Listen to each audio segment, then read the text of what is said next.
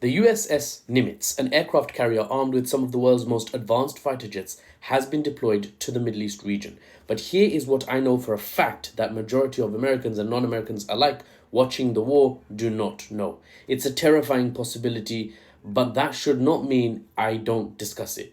Israel may strike the aircraft carrier, long story short, disabling it or sinking it. Let's discuss why and my analytical assessment that leads me to mention such an outrageous potential eventuality. First off, the Israel-Iran war. It's approaching 2 weeks, and despite what you may have heard in Western media space, Iran has not given up and Israel has not won. In fact, today Israel suffered power outages in the south. Israel's Iron Dome and four-layered aerial defenses, Iron Dome, David Sling, Arrow, Patriot from the US, all of them are failing to intercept all the missiles from Iran. And it's revealing now that they have, and Iran is revealing now they have more powerful, more capable missiles they have not yet used. I made a video about their dreaded Ghost missile earlier today.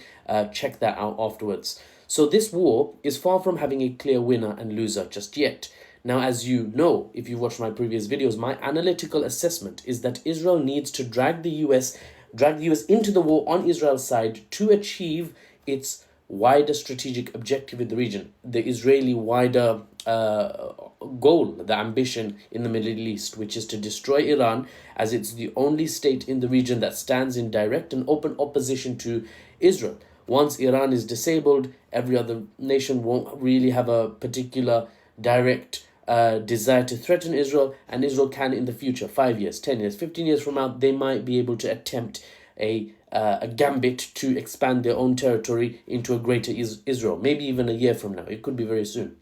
The other nations of significant capability in the Middle East region are all, to varying degrees, within America's sphere of influence and therefore do not directly threaten Israel at this time. Now, in order to bring the US in, Israel is having to work really hard. America doesn't want a war, you see. At a government level, war is not a trending desire. At a citizen level, war is not a trending desire. Economically and strategically, war is not a trending desire. How did I manage to slip up when all three of those sentences end with the same phrase? Honestly, sometimes I fail myself, I disappoint myself. America needs to up its domestic manufacturing and focus on a possible conflict with Zhongguo, with China, in the future. It can't afford another Middle East war. So Israel is having to set AIPAC working overtime, right? Using top shekels to seduce American officials to support a military intervention on Israel's behalf in the Middle East now, not tomorrow. Yani, yalla, well, no, yalla, because they speak Hebrew. Anyway, here's why Israel is struggling massively to bring America in. America's not budging, you see. And if you just look at Sky News, BBC News, CNN, MSNBC, you might think, oh, what are you talking about, Muffles? America's in the war, right? They've declared war. It's all on, is 100%. Everyone's in the ring now. No. Hear me out. Trump ordered the massive B-2 bomber strikes on Iran's nuclear sites on the 21st of June. No casualties, no confirmed elimination of Israeli nuclear capability. In fact, lots of states have come out, including Iran and Russia, saying Iran's nuclear capabilities have not been diminished at all, right? Oh, but there seems to be this idea that America's attacks are one and done, right? Mission accomplished, boys. Let's go home, sing YMCA and chant God Save America and MAGA, theme song. I don't know what Trump doing this over and over again for some weird reason.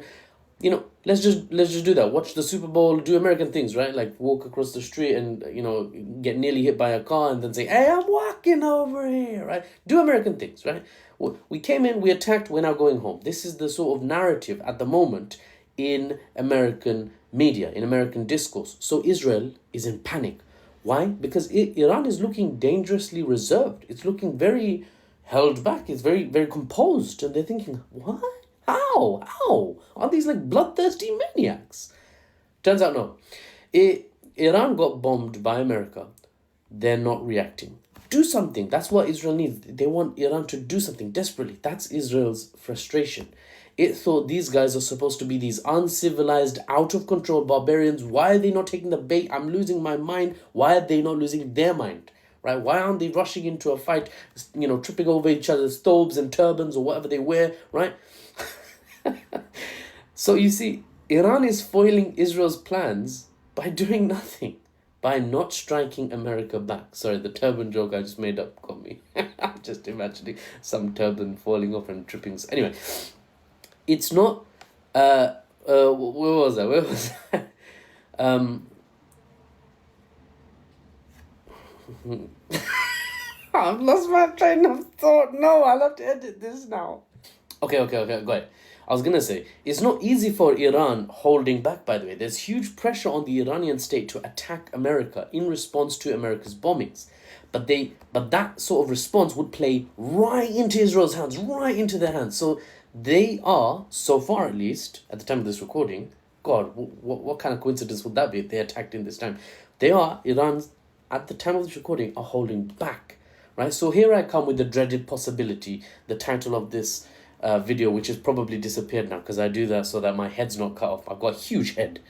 If you saw me in real life. Anyway, the USS Nimitz, the oldest American aircraft carrier, potentially ready to be decommissioned next year, meaning it's done. The ship is soon to be scrapped, has been moved or redeployed to the Middle East theater, to the Arabian Sea, just past the Straits of Hormuz, right? Just past the Persian Gulf, Straits of Hormuz, then is the Arabian Sea.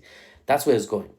Now, Israel, seeing Iran continue to hold back its punches, continue to be reserved, especially not targeting US bases, Israel might decide, okay, it's time for another USS Liberty. Look it up.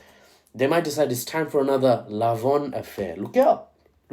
The Israeli state may sink even, the USS Nimitz, claim Iran attacked the Nimitz, and then they might try and use the hysteria and outrage among the citizens in America to push for America to step into this war properly. Worst case scenario for regional stability, an American-led ground invasion of Iran. If executed properly, this Israeli attack, it would be the single most impactful false flag operation in the history of mankind. False flag meaning a state does something and then blames on another state for the original state's political benefit. It would be huge, as it could lead to full-scale American invasion that might get America bogged down properly in the Middle East. That might embolden Russia and China. They might take further action. China against Taiwan, Russia, more stuff in Eastern Europe, and that could kick off a third world war.